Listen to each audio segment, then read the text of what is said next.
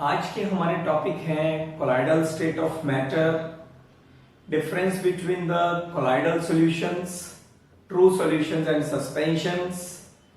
फिर हम बात करेंगे कोलाइडल सॉल्यूशंस के दो फेजेस यानी disperse phase and dispersion medium की, और फिर उसके बाद हम करेंगे क्लासिफिकेशन ऑफ द कोलॉइड्स। तो आइए शुरुआत करते हैं आज के पहले टॉपिक की, that is the colloidal state of matter. Colloidal state of matter में शुरुआत होती है थॉमस ग्राहम से। Thomas Graham wants to study the rate of diffusion of solutions of certain substances।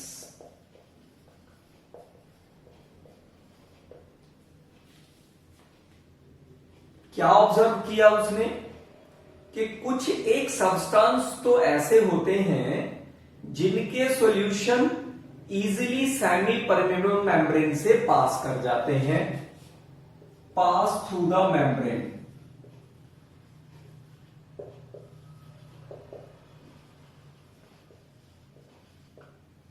जैसे सोडियम क्लोराइड है या शुगर है। थॉमस ग्राहम ने इन सब्सटेंसेस को क्रिस्टलाइन नेचर का कहा और उसी के बेस पर ऐसे सब्सटेंसेस के सॉल्यूशन को उसने क्रिस्टलॉइड्स का नाम दिया, क्रिस्टलॉइड्स। बट कुछ दूसरे सब्सटेंसेस हैं जिनके solution can not pass through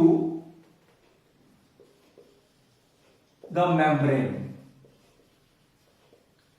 जैसे स्टार्च है, जेलेटिन है, ग्लू है, इस टाइप के जो सब्सटेंसेस होते हैं उनके सॉल्यूशंस मेम्ब्रेन में से पास नहीं करते हैं। ऐसे सब्सटेंसेस को उसने कहा कि इनकी जो नेचर होती है वो नॉन क्रिस्टलाइन टाइप की होती है। ऐसे सब्सटेंसेस को थॉमस ग्राहम ने नाम दिया कोलॉइड्स का। यानी जो क्रिस्टलॉइड्स हैं, जिनकी नेचर, जिन सब्सटेंसेस के नेचर क्रिस्टलाइन है, उनके सॉल्यूशंस को क्रिस्टलॉइड कह दिया, और जो नॉन क्रिस्टलाइन टाइप के हैं उनके सॉल्यूशन को उसने कोलॉइड्स कह दिया। बट ये जो क्लासिफिकेशन थी कि डिफ्यूजिबिलिटी ऑफ द क्रिस्टलॉइड्स, यानी जो क्रिस्टलॉइड है वो मेम्ब्रेन में से पास कर जाते हैं, और जो मेम्ब्रेन में से पास नहीं करते हैं यानी non diffusibility of the colloids, जो मेम्ब्रेन में से पास नहीं करते हैं वो कोलॉइड्स हैं। ये जो क्लासिफिकेशन थी, this classification was proved to be wrong. बड़ी जल्दी ये जो क्लासिफिकेशन थी वो गलत साबित हो गई। कारण उसका था क्या कि कोई भी एक substance under different condition it will behave as crystalloid as well as colloid। जैसे सोडियम क्लोराइड है वाटर में, ये क्रिस्टलॉइड बिहेव करता है, यानी जब वाटर में इसका सॉल्यूशन बनाएंगे तो ये मेम्ब्रेन, सेमी परमेबल मेम्ब्रेन में से पास कर जाएगा। परंतु यदि हम बात करें सोडियम क्लोराइड इन बेंजीन में, देन इसके पार्टिकल मेम्ब्रेन में से पास नहीं करते हैं, उस समय हम इनको क्या कहेंगे? कोलॉइड। यानी एक ही सब्सटेंस क्रिस्टलॉइड भी बिहेव कर रहा है, कोलॉइड भी बिहेव कर रहा है, यदि उनकी कंडीशंस को हमने बदल दिया, यानी जो सॉल्यूशन था जिसमें हमने सॉल्यूशन बनाया, जो मीडियम था, उसको हमने बदल दिया। So it was concluded that colloid is not a substance.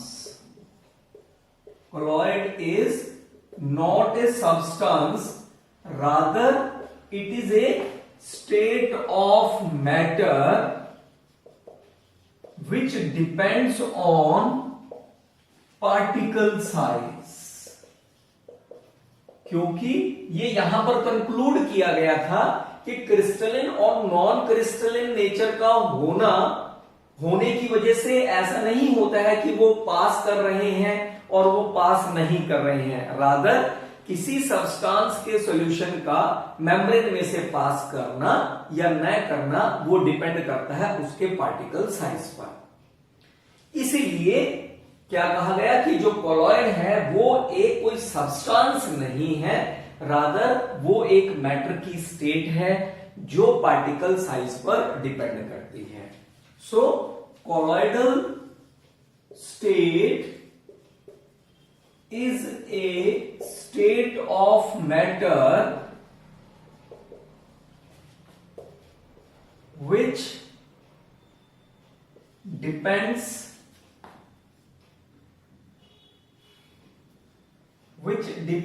on particle size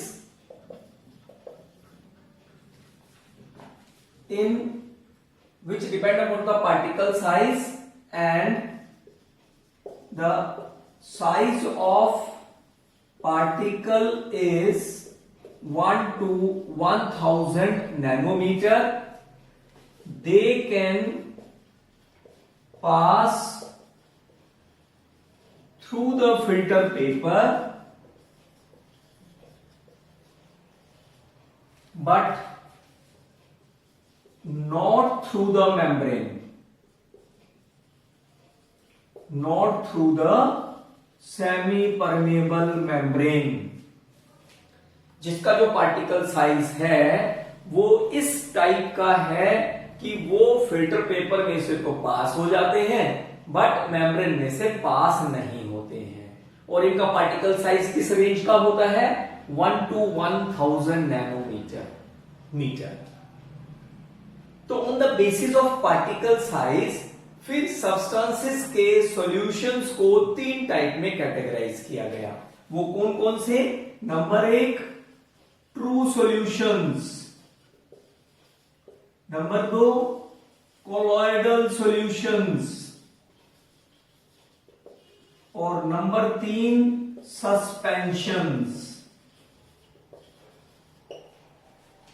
तो आइए देखते हैं अब इन तीनों में ट्रू सॉल्यूशन, कोलॉइडल सॉल्यूशन और सस्पेंशन में क्या डिफरेंस होता है।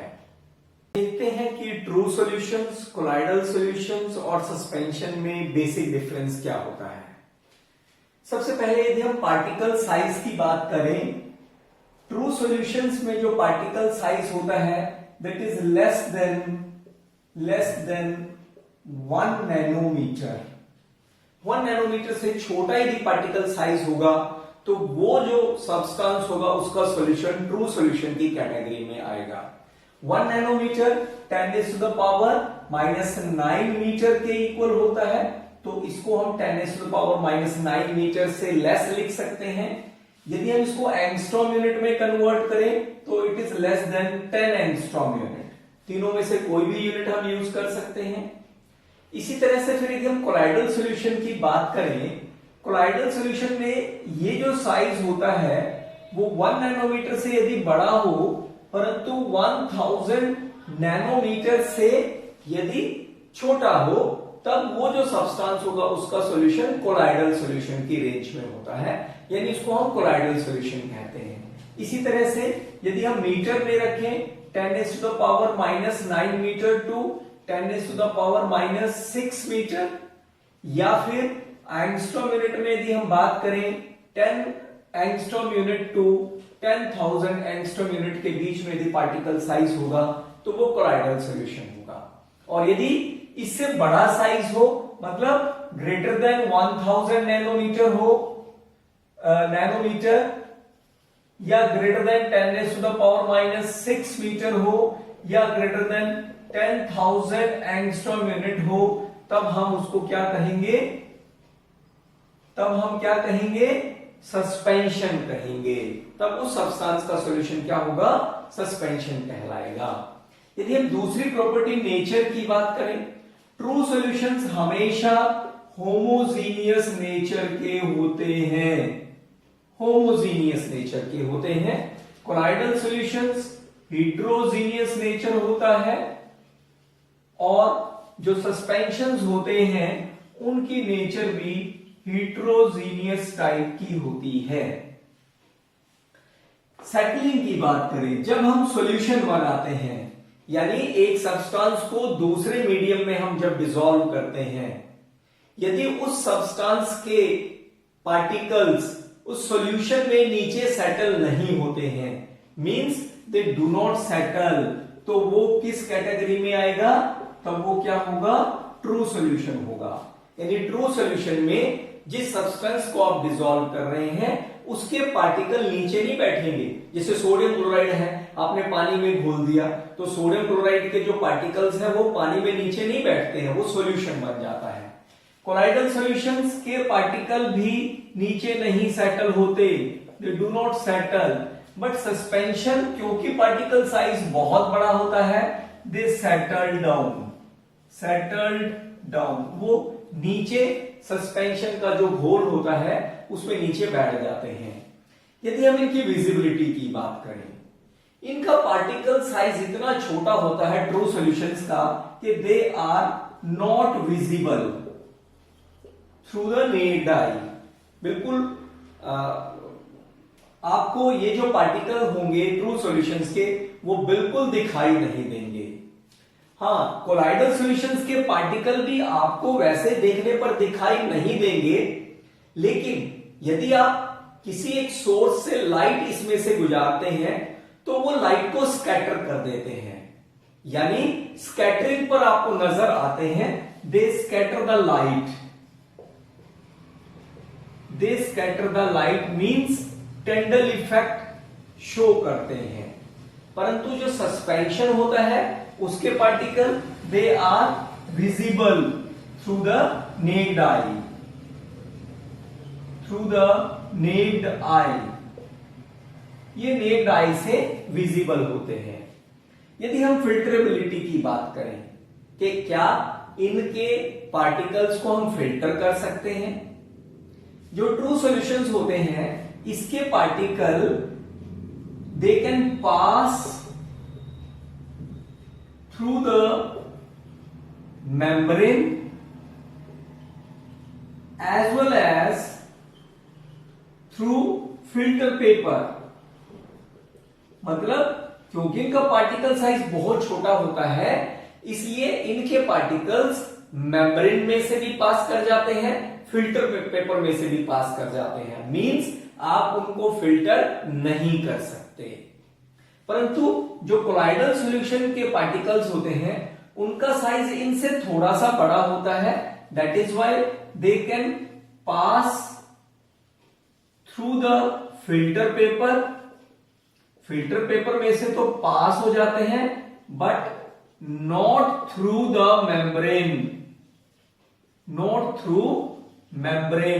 मेम्ब्रेन में से पास नहीं होते हैं। मींस एनिमल मेम्ब्रेन या पार्चमेंट पेपर की हेल्प से आप इनको फिल्टर कर सकते हैं। एंड सस्पेंशन का पार्टिकल साइज क्योंकि बहुत बड़ा होता है, they can filter through the filter paper also. आप उनको फिल्टर पेपर से भी फिल्टर कर सकते हैं। मींस मेम्ब्रेन से तो फिल्टर कर ही सकते हैं परंतु आप फिल्टर पेपर से भी उनको फिल्टर कर सकते हैं। यदि हम डिफ्यूजन की बात करें, जो ट्रू सॉल्यूशंस होते हैं दे डिफ्यूज क्विकली, बहुत जल्दी से दूसरे में डिफ्यूज कर जाते हैं, परंतु जो कोलाइडल सॉल्यूशंस होते हैं दे स्लोली डिफ्यूज।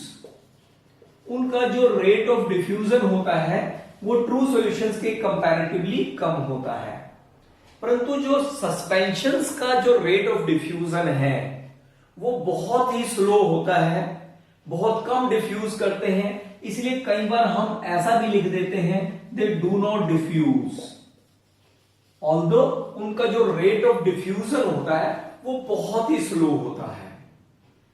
यदि हम इनकी अपीयरेंस की बात करें, जो ट्रू सॉल्यूशंस होते हैं वो बिल्कुल क्लियर होते हैं एंड ट्रांसपेरेंट होते हैं। दिखाई देता है आर पार दोनों में से और एकदम क्लियर होते हैं।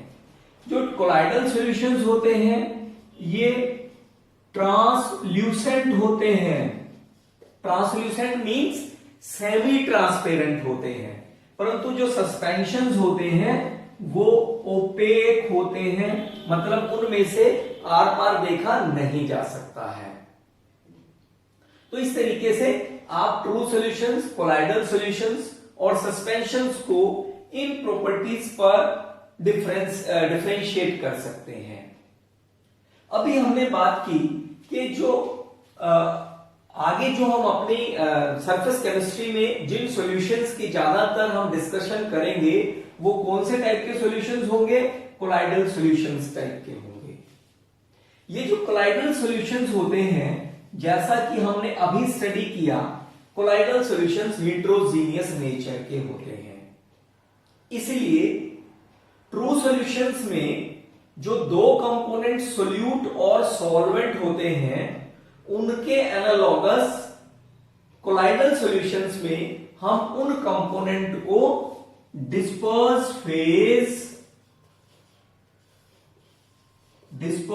फेज और डिस्पर्शन मीडियम कहते हैं। Dispersed phase and dispersion medium.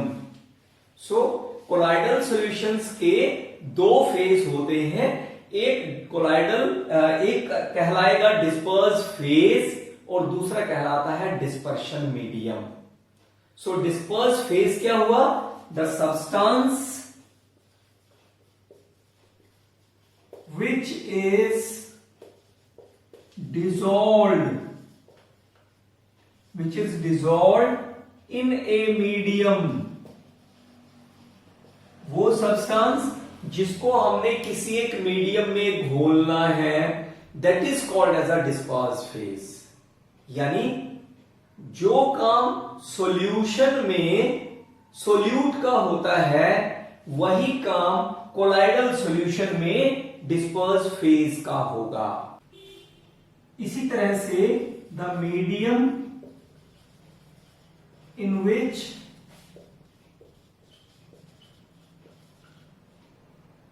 dispersed phase is dissolved, that is called as a dispersion medium। यानी जिस मीडियम में हमने डिस्पर्स्ड फेज को डिसॉल्व करना है उस मीडियम को हम क्या कहेंगे? डिस्पर्शन मीडियम कहेंगे। यानी ट्रू सॉल्यूशन में जो काम सॉल्वेंट का होता है वही काम कोलाइडल सॉल्यूशन में डिस्पर्शन मीडियम का होगा। यानी जिस सब्सटेंस को ट्रू सॉल्यूशन में हम सोल्यूट कह रहे हैं, कोलाइडल सॉल्यूशन में उसको हम डिस्पर्स्ड फेज कहेंगे, और जिस सब्सटेंस को हम ट्रू सॉल्यूशन में सॉल्वेंट कह रहे हैं वही कोलाइडल सॉल्यूशन में डिस्पर्शन मीडियम कहलाएगा। सो अब हमने ये देखना है कि डिस्पर्स्ड जो कोलाइडल सॉल्यूशंस होते हैं, क्योंकि हमने सिर्फ कोलाइडल सॉल्यूशंस को ही स्टडी करना है, तो कोलाइडल सॉल्यूशंस को हम किस तरीके से क्लासिफाई कर सकते हैं?